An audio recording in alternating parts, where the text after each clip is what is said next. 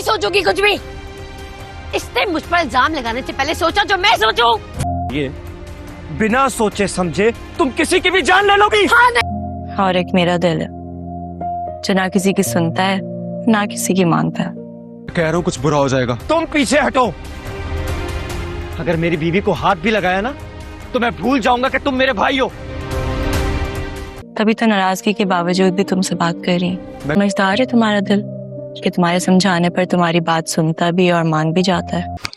शारिक नाज़लीन को लेकर घर आता है तो नाज़लीन और बिलाल का आमना सामना हो जाता है। बिलाल नाज़लीन की किरदार कशी करता है और उसको यही बात कहता है कि तुम जैसी घटिया औरत को तो तलाक दे देनी चाहिए थी, मेरा भाई बगैरत है जो तुम्हें अपने घर ले आया। लेकिन नाज़लीन को ये सारी बातें जो हैं वो बहुत ज्यादा दुख देती हैं और वो अब बिलाल से बदला लेने का ठान लेती है। बिलाल जैसे ही घर से चला जाता है तो नाज़लीन जो है वो अपना बदला लेने के लिए रानी की जान लेने की कोशिश करती है और वो रानी जो है वो नीचे जमीन पर गिर जाती है और ऊपर से शारिक आ जाता है तो वो नाज़लीन को रोक लेता है और कमरे में ले जाकर उसके मुंह के ऊपर थप्पड़ मारता है और उसको यही बात समझाता है कि तुम्हें शर्म नहीं आती, अगर किसी ने तुमसे कुछ कह दिया है तो तुम क्या उसको मार ही दोगी। और नाज़लीन आगे से कहती है हाँ मैं मार दूंगी, क्योंकि उसके शोहर ने कुछ भी नहीं सोचा था मेरे किरदार पर बात करने से पहले।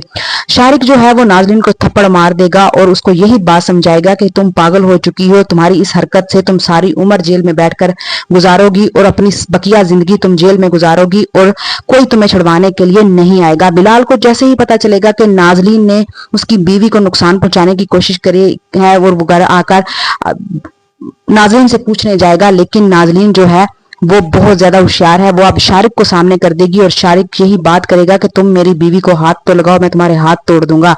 बिलाल और शारिक की दोबारा हाथापाई हो जाएगी और गुड़ियाबाजी फिर इनकी लड़ाई में नहीं आएंगी।